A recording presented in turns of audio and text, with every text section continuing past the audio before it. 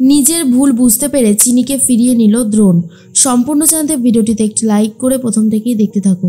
গল্পের শুরুতেই দেখা যায় দ্রোণ তো ঠাকুরের সামনে বসে বসে কান্নাকাটি করছিল। বিয়ে করে ঠকে গেছে এমনটাই ভাবছে দ্রোণ। চিনি হয়তো কোনো দিনও সুখে শান্তিতে সংসার করবে না, বা চিনির অন্য কোনো মতলব আছে, তাই এই বাড়িতে এসে দ্রোণকে বিয়ে করেছে এমনটাই দ্রোণ ভাবতে থাকে। তার মধ্যেই চিনি চলে গেছে আর বলে, ছোট মালিক, আপনার ঘর আমি ছেড়ে দিয়েছি, আপনি এবার নিজের ঘরে ফিরে যেতে পারেন, আমি আর ওই ঘরে ফিরছি না। কথাটা শোনার পর দ্রোণ তখন বলে, ভাঙবে তবুও মচকাবে না, তাই না? কেন কেন তুমি বলছো না তোমার আসল উদ্দেশ্যটা কি? কেন তুমি এই বাড়িতে এসেছো আর কিসের জন্যই বা এসেছো? চিনি তখন বলে, আমার যা বলার আমি আপনাকে বলে দিয়েছি, আপনি আপনার ঘরে যান। অন্যদিকে অন্তরা কিছুতেই ঘুমাতে পারে না, একবার এদিক আর একবার ওদিক করতে থাকে। অন্তরা মনে মনে ভাবে, কি করব আমি এখন? কি করে অপালাকে এই বাড়ি থেকে বার করব? নিশ্চয়ই মা কোনো ফন্দি এঁটে অপালাকে ইচ্ছে করে এই বাড়িতে আবারও ফিরিয়ে এনেছে। আমি এটা খুব ভালো মতনই বুঝতে পারছি, এটা একটা পুরো পরিকল্পনা, এছাড়া আর অন্য কিছু হতেই পারে না। সুতীর্থ তখন বলে, কি হয়েছেটা কি? তুমি বারবার এরকম নড়াচড়া করছো কেন? আরে আমার ঘুমাতে অসুবিধা হচ্ছে তো, বুঝতে পারছো না? তখনই অন্তরা বলে, আসলে জানো তো, আমার মনে হচ্ছে মা না কোনো আবার একটা ফন্দি এঁটেছে, সেই জন্যই অপালাকে আবারও এই বাড়িতে ফিরিয়ে এনেছে। সুতীর্থ তখন বলে, চুপ করবে তুমি? এই সমস্ত আউফাও কথা বলে কোনো লাভ হবে না, সমস্ত আউফাও কথা বলো না। অন্তরার মনে মনে তো ভয় হতেই থাকে। এর মধ্যেই দ্রোণ চিনিকে বলে, এসো, এদিকে এসো। এরপরেই নীলমাধবের পায়ে হাত রেখে চিনিকে বলতে বলে, বলো কি উদ্দেশ্যে তুমি এই বাড়িতে এসেছো? তোমার উদ্দেশ্যটা ঠিক কি? তখনই চিনি বলে, আমার যেই ইচ্ছে সেটা নীলমাধব খুব ভালো মতনই জানে, নীলমাধবকে আবার বলার দরকার পড়বে না। দ্রোণ বলে, তোমার এত অধত্ত, আমি আর পারছি না চিনি, তোমার এই জেদটা দেখতে আমি আর জাস্ট পারছি না। চিনি তখন বলে, সত্যি কি আমার কোনো জেদ আছে ছোট মালিক? আমার কোনো জেদ নেই, আপনি আমাকে শুরু থেকে ভুল বুঝে যাচ্ছেন। আপনি যদি আমাকে ভুল বোঝেন তাহলে সেই দায়িত্ব আমার না, আপনার। আপনি কেন আমাকে ভুল বুঝছেন? আমি তো কোনো ক্ষতি করিনি আপনার। আমি এসেছি এখানে অন্য একটা কারণে, এটা ঠিকই। আমি চাইলে আপনাকে মিথ্যে কথাও বলতে পারতাম, কিন্তু আমি কিন্তু আপনার মিথ্যে বলিনি, যা বলেছি তা একেবারে সত্যি। কিন্তু কেন এসেছি সেটা আমি এই মুহূর্তে আপনাকে বলতে পারবো না। পরে যখন সময় আসবে প্রমাণ আমি দেখিয়ে দেব, আর তারপরেই সমস্ত কথা আপনাকে খুলে বলবো। দ্রোণ তখন বলে, এখন তো বলবে না বলে ঠিক করেছো। অন্যদিকে দেখা যায় অপালা মনে মনে ভাবে, এই দ্রোণ একদিন আমার হতো, আর সেই দ্রোণকে চিনি আমার কাছ থেকে কেড়ে নিয়েছে। কিছুতেই আমি আর এটা মেনে নিতে পারি না যে দ্রোণ আমার এখন আর নেই, দ্রোণ এখন শুধুমাত্র চিনি। এদিকে চিনি আর দ্রোণের মধ্যে ঝামেলা বাড়তেই থাকে। চিনি তখন বলে, আমি আর কোনো ঝামেলা সহ্য করতে পারছি না ছোট মালিক, প্লিজ আপনি ঘরে যান। এরপর দ্রোণ তখন ঘরে চলে যাচ্ছে আর অপালাকে দেখে অবাক হয়ে যায়। অপালা ওই গাঁটছড়াটা খুলে ফেলতে চেয়েছিল, আর যখনই দ্রোণ দেখে বলে, অপালা আপনি এখানে এই ঘরে কি করছেন এত রাতে? অপালা বলে, আসলে দ্রোণ, আমার বাড়িতে আজকে কেউ নেই।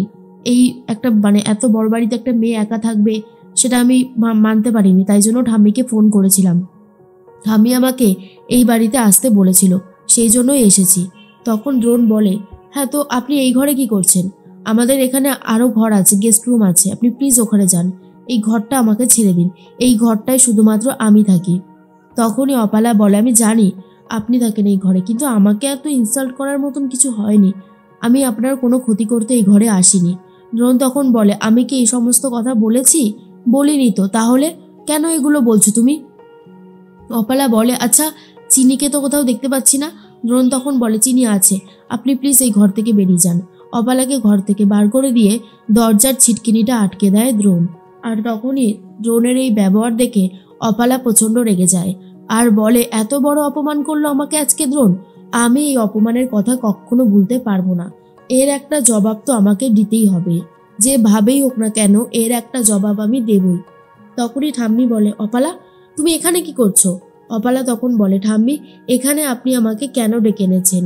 অপমানিত হওয়ার জন্য? অপমান সহ্য করার জন্য? ঠাম্মি তখন বলে, কেন কি সব বলছো তুমি?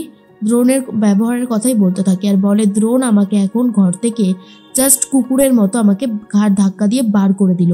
কথাটা শোনার পর ঠাম্মি বলে, এসব কি বলছো? আচ্ছা ঘরে কি চিনি আছে? চিনিকে নিয়েই তবে দরজা বন্ধ করলো? তখন দ্রোণের কথা বলে অপালা, আর বলে না দ্রোণ শুধু একাই রয়েছে, চিনি নেই। ঠাম্মি বলে এই তো খেলা জমে গেছে, ফুলশয্যার রাতে বউকে ঘর থেকে বার করে দিয়েছে বর। অপালা তুমি বুঝতে পারছো না, জিতটা কিন্তু তোমারই হয়েছে। তখন অপালা বলে কি বলতে চাইছেন, আমি তো আপনার কথা কিছুই বুঝতে পারছি না। ঠাম্মি তখন বলে তুমি বুঝতে পারছো না, চিনির সাথে সেই ঝামেলাটা হয়েছে বলেই দ্রোণ একাই ফুলশয্যার ঘরে চলে গেল। এই একটা সিম্পল কথা তুমি যদি বুঝতে না পারো তাহলে কি করে হবে বলো তো।